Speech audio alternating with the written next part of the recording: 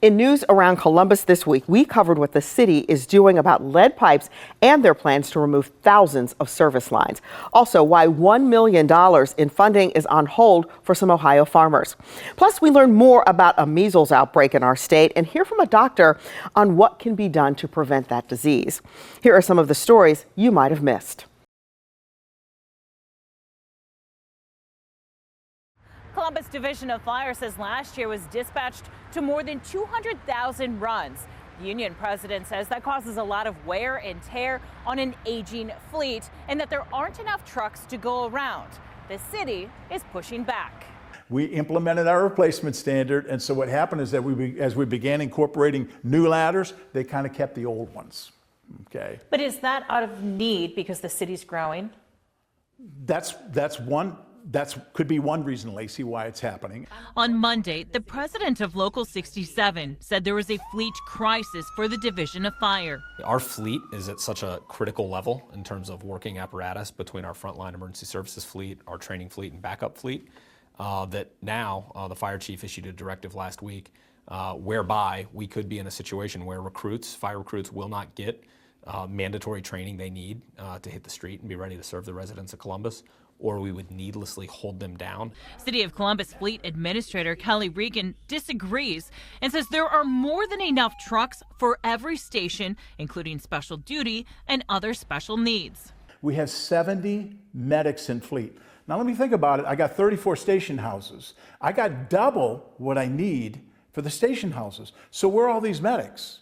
So can any of these assets be used for training, special duty, and all kinds of other things? Yes, they can. But some of the stations have more than one medic operating because they're so busy, like Station 2 in downtown. Great point, Lacey, and that's why they have 40 active medics. He says for 35 stations, with Station 36 opening in the spring of 2026, there are 29 ladders, 54 engines, and 70 medics. Isn't it responsible to have some on reserve so you don't have to brown out a house? Excellent point, Lacey. Absolutely.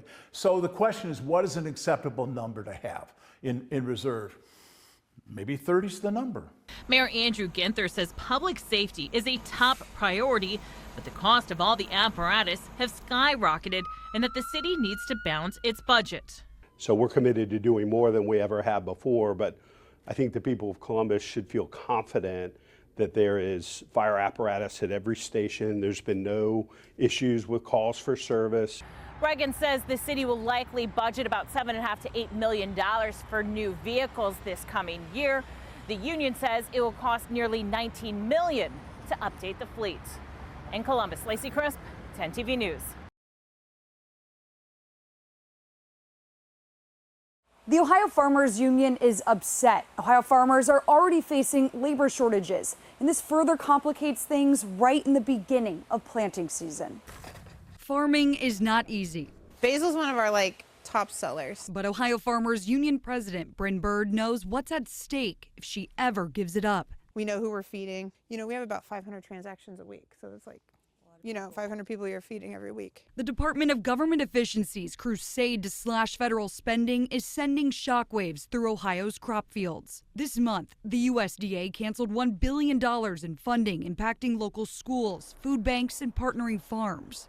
A USDA spokesperson said in an email to CBS Money Watch, quote, unlike the Biden administration, which funneled billions in funds into short-term programs with no plan for longevity, USDA is prioritizing stable, proven solutions that deliver lasting impacts. Now, the USDA has frozen nearly $1 million in Ohio H-2A visa funds, leaving some Central Ohio farmers without a workforce this season. It's a legal way for people to be here. It's a way that it protects both the farmer and the farm worker. It will continue to push the bottom line of farmers. It creates a lot of instability. We currently have a lot of instability in the marketplace for farmers, with the back and forth of the tariffs, with the increase of inputs. Ohio H-2A workers make more than $19 an hour of taxable income.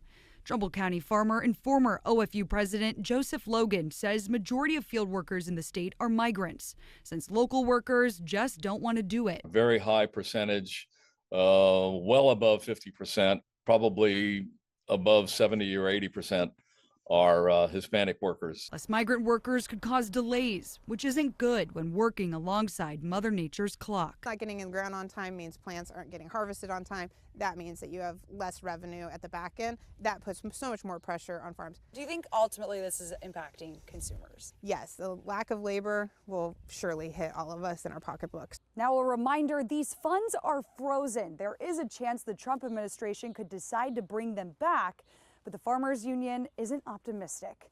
In Licking County, Bryn Caswell, 10 TV News. The mayor says city leaders are listening to feedback from residents and business leaders here on Parsons Avenue and taking action. The city started work on Parsons Avenue about 2 weeks ago. They've already filled potholes, picked up more than 500 bags of litter, added new crosswalks and street signs. Columbus police made 2 arrests and took a gun and drugs off the street. City crews have also been making sure properties here are up to code, doing hundreds of building inspections and instructing property owners to take action. Mayor Ginther says this work is not only improving the aesthetic of the neighborhood, but should also make people feel safer about doing business here. We know Parsons Avenue and other critical corridors around the city need to be safe. And they need to be thriving. We need small businesses thriving. We need residents who want to live there. We want employees who want to come work here as well. Parsons Avenue is the first area the city is focusing on. Mayor Ginther says he'll announce which neighborhood is next in his State of the City address on April 16th. Reporting on the South Side, Carla Rogner, 10 TV News.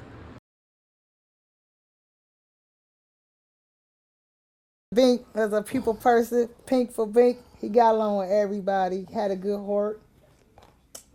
Courtney Rhodes was a trans woman, affectionately known as Bink. That's my baby, that's my always, I'm missing him already. When she went to jail last November, her family thought it was for the best. She struggled with drug addiction and they'd hoped she'd get help. But 2 weeks later, Courtney was dead. She said, Bink, he's dead in the cell. Her autopsy shows she was clean when she was booked into the James A. Carnes Correction Center, but she died of toxic levels of fentanyl and carfentanil. Now her family wants to know, how could she die of a drug overdose behind bars? Nobody should have gave my son that stuff. I wanted to know too, so I sat down with a major at the jail where Rhodes died and the chief deputy who's in charge of investigating her death. They said they've made changes to stop drugs from getting inside. They started to try to hide contraband inside the court clothing. So we stopped allowing court clothing to come in. We had a problem with mail because sometimes maybe the letters were soaked in some type of liquid that the inmates could use from time to time. Visitation, we no longer do in-person visitation, so we went to video visitation. Despite all the changes you've made, they're still making their way into jails. How does that happen? You know, the same things that are on the street are found in the jails. You know, talked about them being resourceful.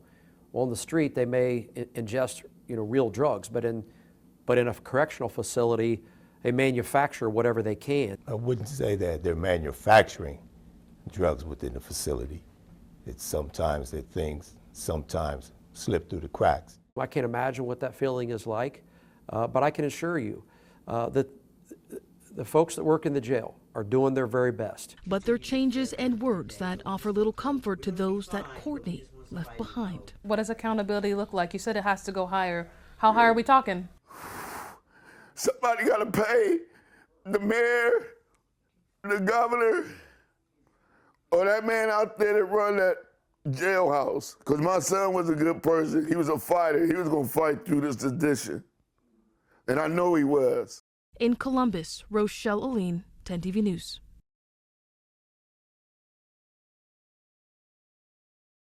I was at the Sheetz gas station on 161, putting air in my tires. Just a quick, 5-second, maintenance on the vehicle.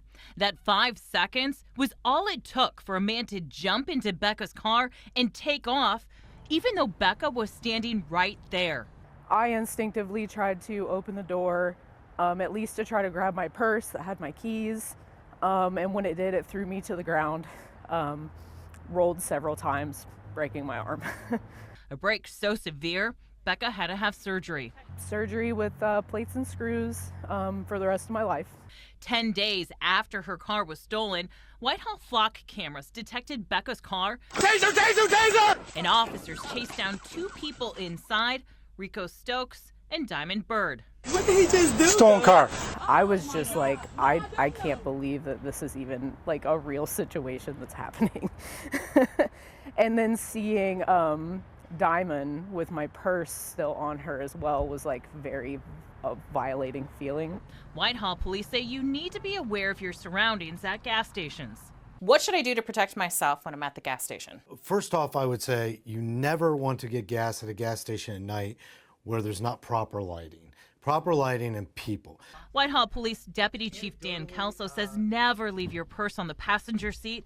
Even if you lock the doors, it just sends an invitation to criminals. And also never leave the keys in the ignition, even if it's turned off, because they will come in through the passenger side, just flip right over to the driver's side. This is the damage done to the inside of Becca's car.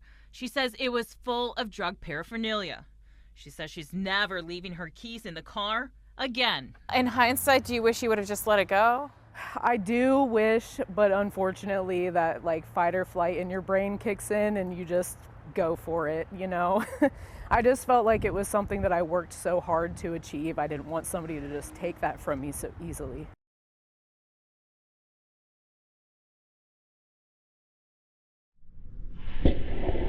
In order to ensure your water is lead-free, the City of Columbus must first identify if the pipes underground aren't made of lead. Do we have a lead problem in Columbus? We do not. Columbus doesn't have high levels of lead in water. In fact, the city says it's almost undetectable. The concern, the city says, is that lead pipes could pose a risk when water sits in pipes for more than 6 hours. The city's lead pipes are connected to galvanized pipes that are connected to our homes. Those pipes must be removed as well by order of the federal government. So we've declared it a public nuisance.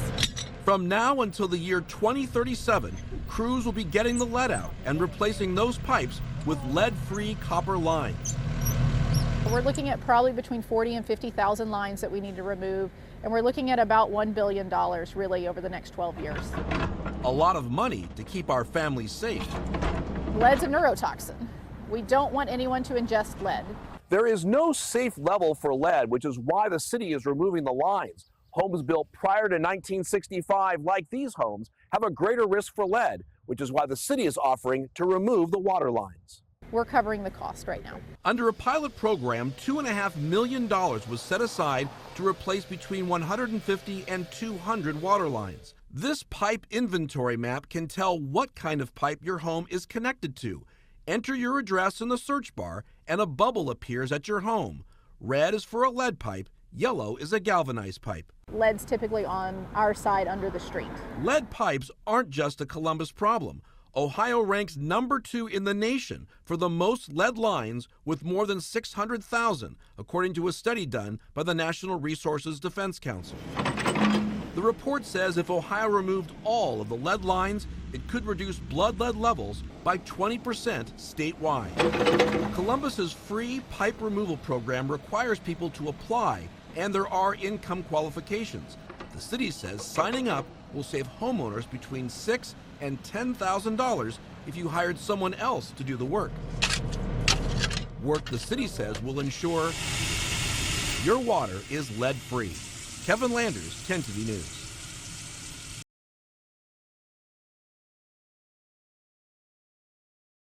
Hilliard City Schools parents are outraged about the possible public school funding cuts. This dad I spoke to wanted to stay anonymous to protect his children's identities. Something that shouldn't be very political, educating our kids and keeping them well educated is getting in the way of their education. According to the nonprofit Policy Matters Ohio, under the Fair School Funding Plan, Hilliard schools would need over $7.3 million in funds over the next 2 years to educate students. Under GOP House Leader's amended plan, it would provide just over $780,000. His dad feels there's no end in sight, even after Hilliard passed a major school levy last November. Well, they're just going to come back to us for a levy, right? I mean, whatever it might be. It might not be as significant as the last one, but, or they'll threaten teacher cuts. One way or another, I'm going to pay for it, either negatively out of my pocket or negatively from my children's education. This May, Southwest Licking County Schools has a bond on the ballot asking voters to approve funds to build a new middle school, expand the high school, and add a new training and aquatic center called the Spear in partnership with the YMCA. Superintendent Dr. Casey Perkins says this will cost taxpayers $12.25 for every $100,000 of their property's value. Do you feel like if there was more adequate state funding, you wouldn't have to go to the taxpayers asking them for this money? I think how we do funding in the state of Ohio in general can be tricky for schools.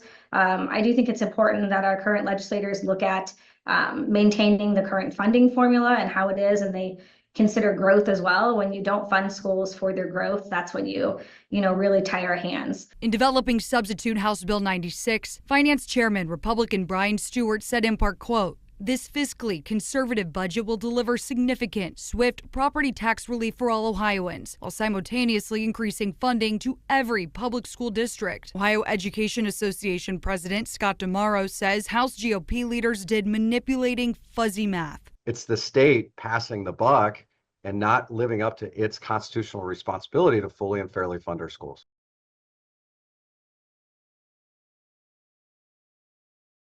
Measles spreading across the country, including right here in our state. And now we're also seeing pertussis, or whooping cough. This morning, Dr. Chelsea Moreland is here to talk about these issues. She's the founding physician at Life Cycle Direct Primary Care and a board member of the Columbus Medical Association. Dr. Moreland, thank you so much for joining us this morning. Lots of questions. I want to jump right into these diseases, measles, pertussis. Those are vaccine preventable. So can you talk to us briefly about what parents need to know about vaccinations? Absolutely. I think the number one thing parents need to know right now is to have the reassurance that vaccines are not only effective, but that they are a very low risk intervention, meaning that the side effects of these vaccines is minimal. At most, typically patients will have a low grade temperature, so maybe around 99, maybe even some soreness in the injection site, and in some cases, some cold-like symptoms for a day or two after a vaccination. But otherwise, vaccines are safe and not linked to any long-term consequences. And what do you talk to parents about in terms of the safety of vaccines? Because you kind of talked a little bit about that in terms of their efficacy, but how do you reassure them that these are important? Absolutely. I think even for myself, I think the way that I talk about vaccines has had to change over time. Most specifically right now, I have been looking not only at how our children are individually protected, because I think that's by and large the messaging that we're sending out over the years is, hey, you should get this vaccine to protect your child. But I think right now, the most important thing that we need to be saying to people is it's not just about our individual child, because by and large, many children who contract these conditions will survive and not have life-threatening complications. However, we are urging people to get vaccinated because it's protecting our children as a community, as a collective. And so it's protecting the most vulnerable children, which in this scenario includes our young children under the age of 1 and most critically under the age of 6 months who cannot yet be vaccinated for measles specifically. And then we're in a big travel time, and a lot of people have been expressing concern about, should I go on vacation, maybe to a museum, those sorts of things. What do you counsel those parents about in terms of taking steps to protect their kids? It really depends on the age of your children as well as their vaccine history. And so families who are fully vaccinated, including their parents and the children, they should not have any concerns right now about traveling because the vaccines are that effective. If they have any questions about it, they are absolutely able to get what we call titers, which is a way of testing to see are they immune to measles specifically. But for families who are not vaccinated, especially those who have really young children, this is a critical time period to either consider being vaccinated before you go or ensure that you all are masking and using appropriate hand hygiene because that is how these conditions spread. And they are so contagious. Dr. Moreland, thank you so much for joining us this morning. And we look forward to having you back as we get through all of this. Thanks for joining us for Around Columbus, where we share impactful stories from all around Central Ohio to keep you safe and informed. For more news, be sure to download our free 10 TV Plus app.